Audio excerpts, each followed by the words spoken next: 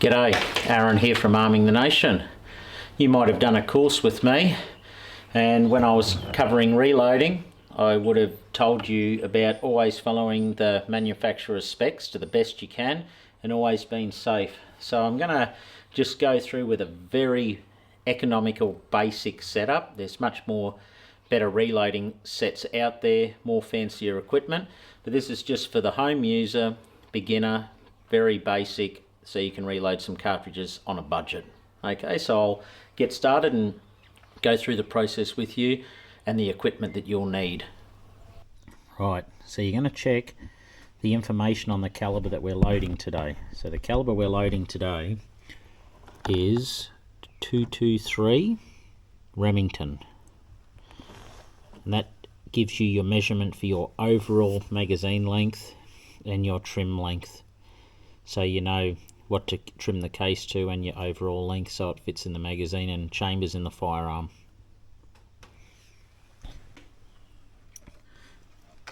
So now you want to look through your reloading data. So this is the printout from the ADI reloading data. So you check your caliber, 223 Remington, yes, that's what we're loading. And this here is the specifications of what rifle was used when these loads were tested. So they were using the Winchester brass, barrel rate, the barrel twist rate is a 1 in 12, primer was a Winchester, and the barrel length was 24 inch. Okay, and they've even got the trim measurement here. 1 inch, 750 thou is the trim, is what they're recommending for the case trimming size. Okay. So we're looking down here. We're going to find the projectile that's close to the one we're using, because we're using VMAX. Now they're 55 grain. I'll check the next page. I'll check. Here's the next page. 55 grain SP. Now I don't know what these projectiles look like, so I'll go the closest one that's here, which would be the VMAX. So they have got a load for a VMAX, but it is in 60 grain. So I'll use the data from this one. Because it's heavier, it won't be dangerous to load the lighter projectile. So now we'll go across here and check for our powder. So we go down to use AR2208. Then you come across here. Now, this is the starting grains. Now, it says 25 grains as your starting point. And it's saying here, when they tested this, it's doing 2,924. Now, that was with a 1 in 12 twist barrel and a 24 inch barrel. Now, the barrel on the rifle that I'll be using is only a 20 inch barrel, and it has a 1 in 8 twist. So that's going to be different. It could be a little slower because of the twist rate, or it also could be near the same because the sharper twist rate could also increase velocity. The best bet is after your load is to chronograph to see how fast your load is going. Maximum load is 27 grains, 3,159. So what I'm going to do, I'm going to play it safe. I'm going to drop 26 grains right in the middle, and that'll be my benchmark. So I'll load 26 grains of 2208. So what you're going to have to do, first step is set up your reloading press. Okay, so you're going to get the little shell holder that comes in your press, and you're going to push that into the slot. Right, there's your shell holder in for your reloading press. Now, the first step of the process, we're going to be resizing the cartridge with a full length resizing die and knocking the used primer out. So this is your full length resizing die. This is a very basic setup. You can reload with just 2 dies, full length resizer and the seating die, which is your seating die there for seating the projectile in. The more fancier sets will have a die that just neck sizes the die, which I'll show you when I get to the resizing part. and also a crimping die, but I never ever use a crimping die. I always just use the 2 dies myself personally. Depends on what application you're doing. So we'll screw the die in. Now you're probably wondering how far down you have to put the die in. So the best bet is drop the handle down like this, and then you screw the die all the way till it just touches. So what I do then is just lift the handle up. So then I just go down a little bit, right? So it was up to the top. Pull it down a little bit and just go down that little bit and lock it up. That's it, just a little bit. That's how far down your die has to be. Okay, and that's the same with all the dies. Okay. With your reloading press, I like to bolt them down. So I put a bolt through that into the table. But if you don't have that facility, or you're doing it on your kitchen table, for example, or your bench somewhere, you can just use a G-clamp like that. Put one or one either side. I personally prefer to bolt it down properly, but you can use a G-clamp if that works for you as well, and you don't have access to drill holes in a bench and bolt it down. So I've squirted a small amount of case lube in my hand. I just rub it together on my hands like that, and then I just literally get the cases and just rub it a small amount all over them like that. You have to have the lubrication on the cartridges, otherwise they'll get stuck in the die. It needs to go easy, not hard, when you're pushing the die in. So now the cases that I want to knock the primer out and full length resize are ready to go into my die. Now I was talking about the different sorts of dies before for resizing. This is the full length resizing die, which means that when it resizes the cartridge, it's coming down and it's squashing the whole length of the cartridge to what it should be for the specifications. This is fine to do this, right, every time. If you were using these in someone else's firearm, let's say you were loading cartridges and you want to put them in your mate's firearm and he has a Tikka T3, for example, and you shoot a Hauer. When you use the full length resizing die, that cartridge will always go in any other factory 223 rifle. Some people like to use just the necking die. Now, the pros of using a necking die is it's only resizing here, just the neck. So it crushes down here and the V here, and so it holds your projectile.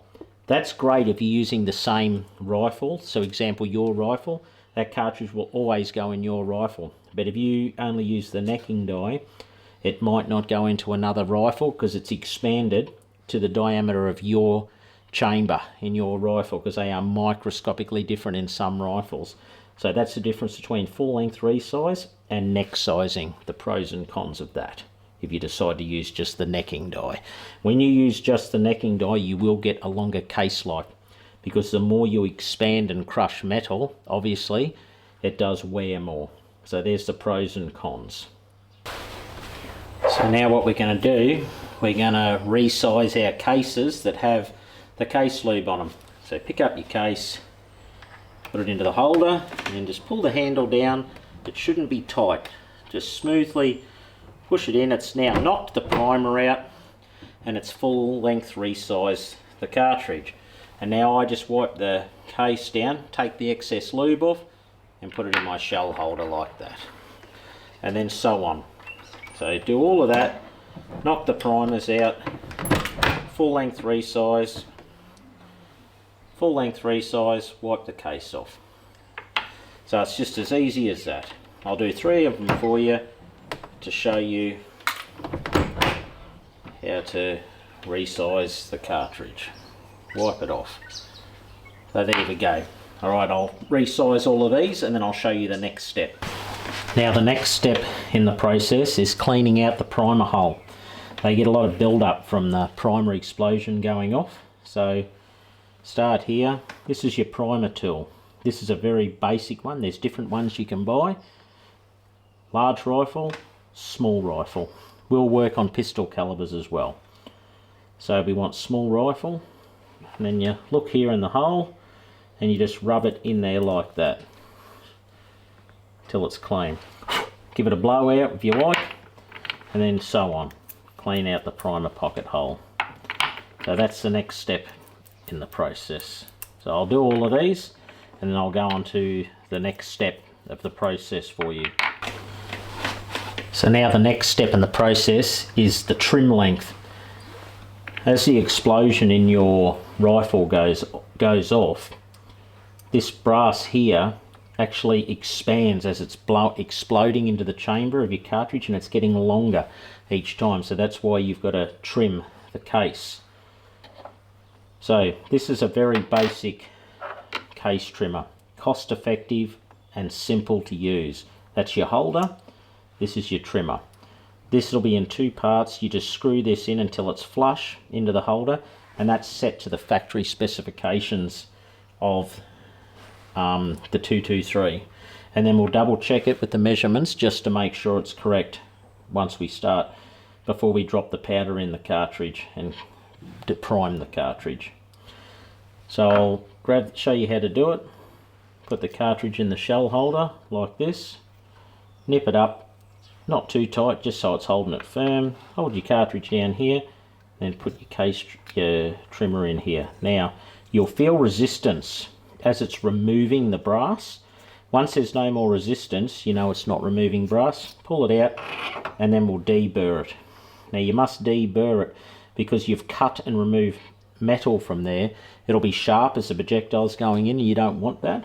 So this is your deburring tool. That is a very cost-effective way of buying a deburring tool. They're about $5 or $6. They're really not that expensive at all. Nothing wrong with them. There is better ones you can buy, but that'll get you by. This part inside is for the outside, so run that there. That's now taken the burrs off on the outside, and then turn it round and go on the inside, and that's now removing the burrs on the inside. That case is done. I'll do another one just to show you. In, nip it up, put your trimmer in. Not much come off that one, only a light slither come off that, but you still deburr it to help the projectile go in easy. Okay, that's done. Easy as that. In, trimmer, remove the metal, and then deburr it.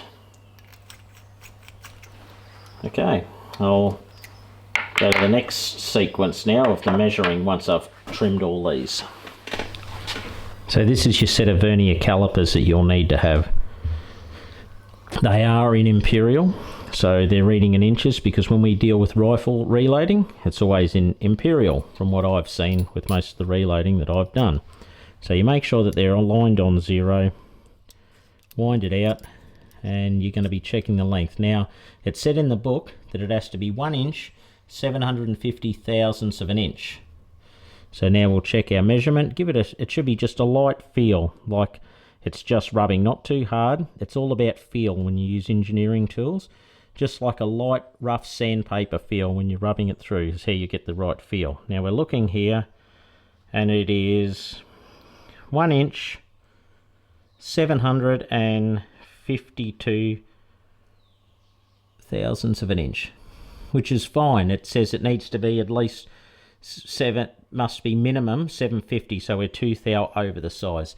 It's more about having consistency. You want all your cases to be as close as the same. That's how you get consistent grouping when you're reloading. See how that one's there? It's the same, 752, right on. So the case trimmer is getting them spot on. There you go, 752 thou. So that's how you check. So those case trimmers, I find them to be very accurate, those little cheap case trimmers. They get them close every time. Now the next tool you're going to be using is your primer tool. You need this to prime the cases. So you're using the correct primers we're using small rifle. Now you need to make sure that you've got the small rifle or pistol collet in. On this one it's the same tray, but you want the correct shell holder. You just pull that down and there's your shell holder. You want to make sure you got the right shell holder. Number 4 is the one we're using for 223. Now I've put the primers in, but I'll show you something with these. Now when you put the primers in, you just drop them in these trays like this, but they all have to be the right way up. Don't sit there and try and poke them all the way up. If you just give them a bit of a run in a shake like that in a circle, these trays are designed, when you do that, it'll always flick the primers up the right way. See, they're all up the right way. So we'll close it up and we'll put it on. So now we'll start priming the primers. I like to hold on at an angle like this. Don't force anything. It should never be a force to work. So we'll load it with the first primer. First primer's gone in. You look down here, you can see the primer in the hole. Just drop your cartridge in and then just squeeze gently like that. 2 fingers is enough. And there we go. A cartridge primed, ready to load. So it's been full length resized, trimmed, deburred, the primer pocket's been cleaned, and it's got a new primer in it. As easy as that it is to prime your tool, your cases.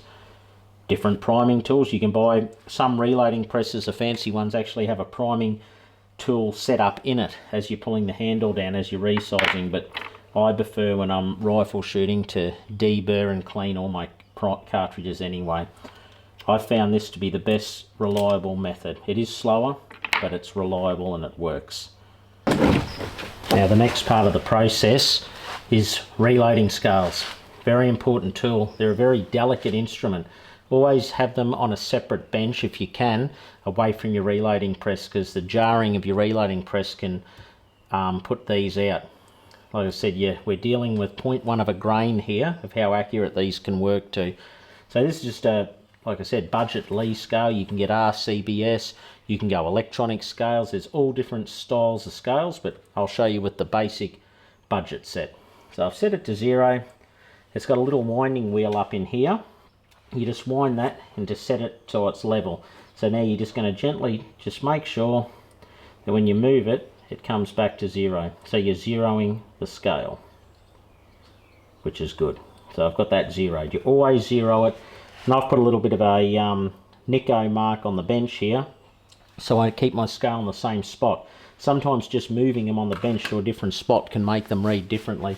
You don't have to go to this extent every time if you don't want to, but if you're trying to get the most accurate groups you can get, I can't stress enough that consistent and uniform is the key to reloading.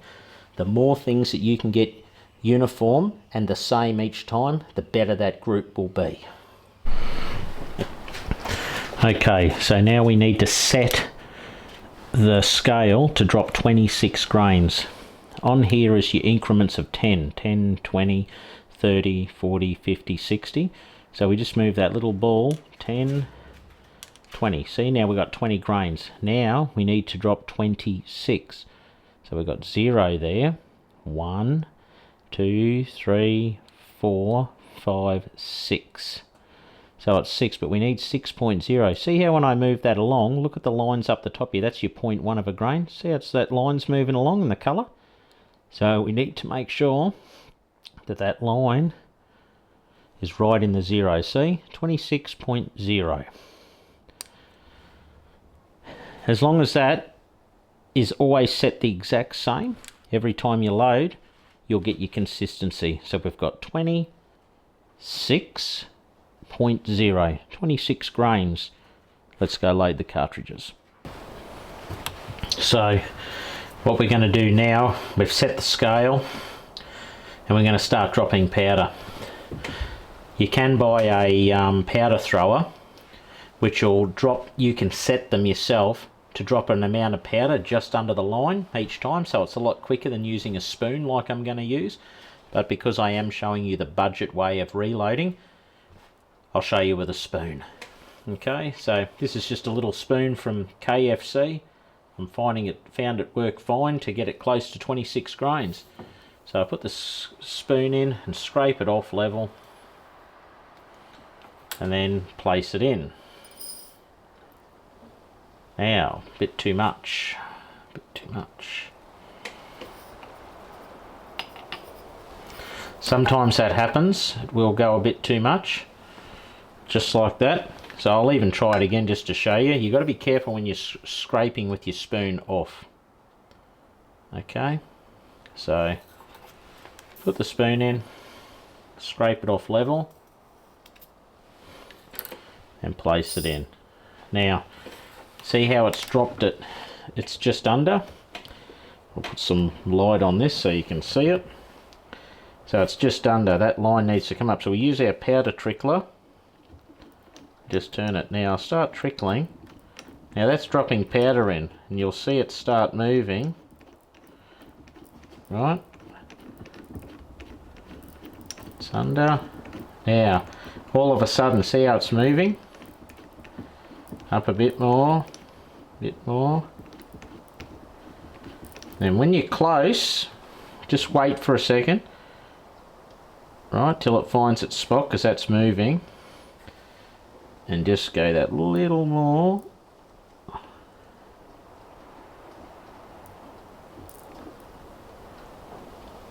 Perfect. See how it's on the line? Now if you go over, just tip a bit of powder back out and redo it. Something you can use, a little paintbrush works good, little kid's paintbrush, just dabble it in there and you can pull a couple of kernels of powder out and that'll work fine. So it's on the 0, we've loaded exactly 26 grains. So now I'll drop it into the cartridge, use your powder funnel, make sure that your powder funnel is on firm on the cartridge, pull off your scale, pour it in, and then give it a light tap to make sure that the powder's gone down. And there it is, a fully loaded case right up to the neck. Just enough room so it's not a compressed load. Okay, so the next step now, this is the final step. We're going to be seating the projectile into the cartridge. So we're going to take out our resizing die, out it goes. And we're going to put in our seating die. Now the seating die will have, this is your adjustment here of when it seats and crimps the cartridge. So the same thing, pull the handle down all the way, drop the die in. I had it preset, this one. So it just touches, and then like I showed you, just up that bit more there with the lock nut. Okay, so that's set now.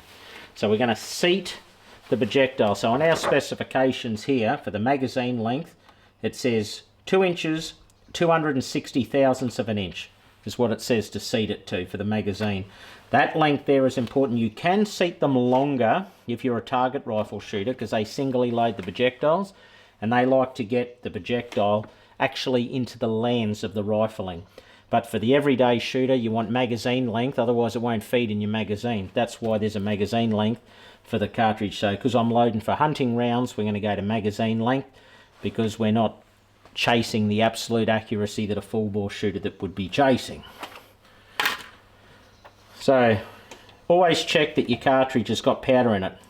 Always check this visual, because you do not want to load a cartridge without powder, as it'll get, with the primer, will lodge the projectile a quarter or halfway in the rifling, and you'll have to get it knocked out by a gunsmith, which could cost you money. It's not safe. So always check you got powder in there. So you check that. So in it goes, in the shell holder. Now I'll grab our projectile. There's our projectile we're using. We're using the Hornady 55 grain VMAX is the one we're using, ballistic tip. So you hold the projectile with your hand on here, like that. I'll do it with my right hand so you can see. Hold the projectile here, and then slowly guide it into the crimping and seating die, and then pull down with the handle. So I've got it set a bit higher, because we're going to have to now start measuring with the die, with the verniers, sorry. So there's the cartridge. It's got the projectile seated into the cartridge. So now I'll check with the verniers to show you. I'll try and get this clear for you. It has to be 2 inches 260 thou. Okay. So it's 2 inches, 291 thou. So we've got to come down 31 thou. So what you're going to do now is you're going to adjust this down until it's right. So we'll go down a bit. It's a bit of trial and error till it's right. So we'll go down a bit like this until we get it at the 260. So I'll pull it down and then check again. You wouldn't believe it, 260. What a fluke that was. It's unreal. I'll show you.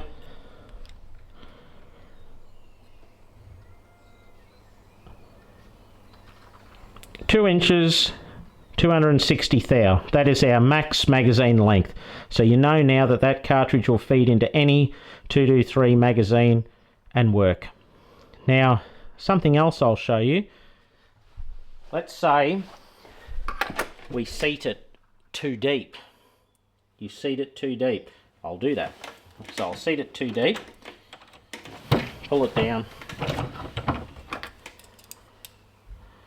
So now it's reading 2 inches, 240 thou. So I've come down 20 thou. This is when you use a bullet pulling hammer. This is a bullet pulling hammer. These work great. Works off kinetic energy. So we need to come down now. We need to loosen the bullet by 30 thou. It's in there. I've nipped that up and then just give it a tap on the hard surface.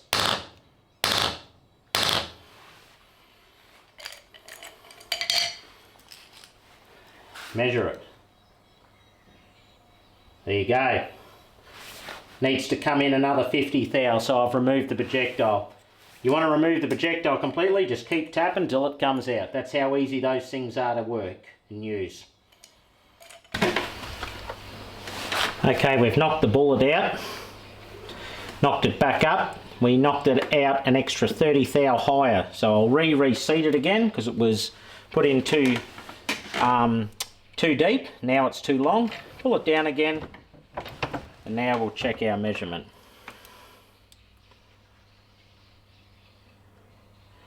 Still just a little bit under, so back it back a bit.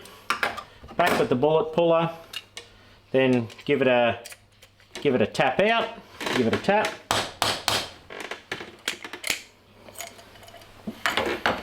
And we'll check our measurement.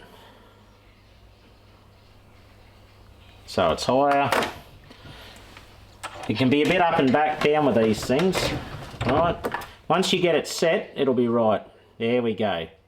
It's just under. We'll try the next one and we'll see if we get it close.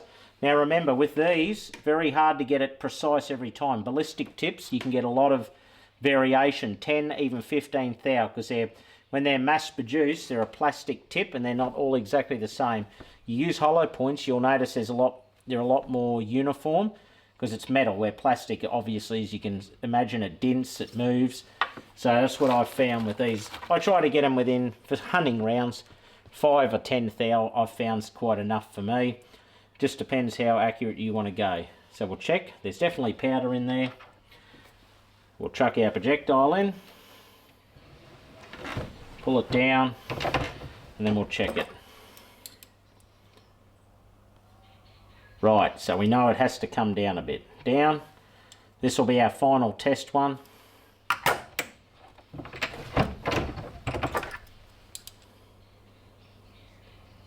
Bit more.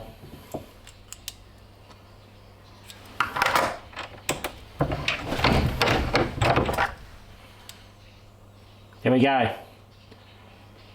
Always give it a turn. 2,260. There's our measurement. So it's set, and what I do now, just to make sure you've never moved this, I always get a little Nico, give it a bit of a marker here with your permanent marker here and put a line.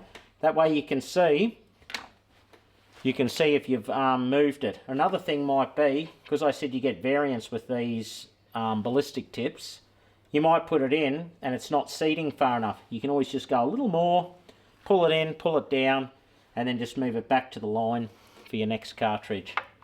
There we go, 2 cartridges loaded, ready to shoot. I hope this has helped you to understand reloading. This is only just scratching the surface of reloading. I've sort of done a bit of a, I'd call it a backyard Billy Bob show reloading for you, to get the budget reloader out there shooting, either a target shooting or hunting, but just to get by with the basic tools. But this will work. It provenly works. Will get your groups down. I don't care what anyone says. Factory ammo will never shoot as accurate as reloaded ammo. How can it? It's getting mass produced, pumped through a press, powders dropped by a die. You saw how we reloaded it with the powder. We were using the scale, trickling it in, measuring the cases, trimming the cases. Everything's uniform the same. It has to be more accurate, and it's proven to be more accurate when I've shot it. I'm shooting easily an Australian 5-cent piece at 100 meters with my reloads, and it's proven and it works. The other thing when you're using your brass, I found too, don't mismatch brass. Use the same brand of brass, because that can affect your groups. You want everything the same.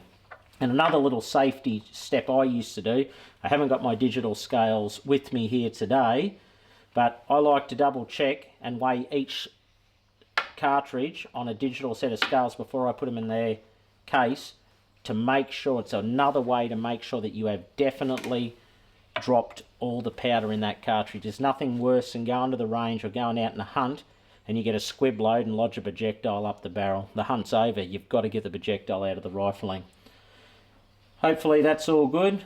Thanks for watching, and please get in touch with Arming the Nation if you want to know anything more about shooting or reloading. I thank you.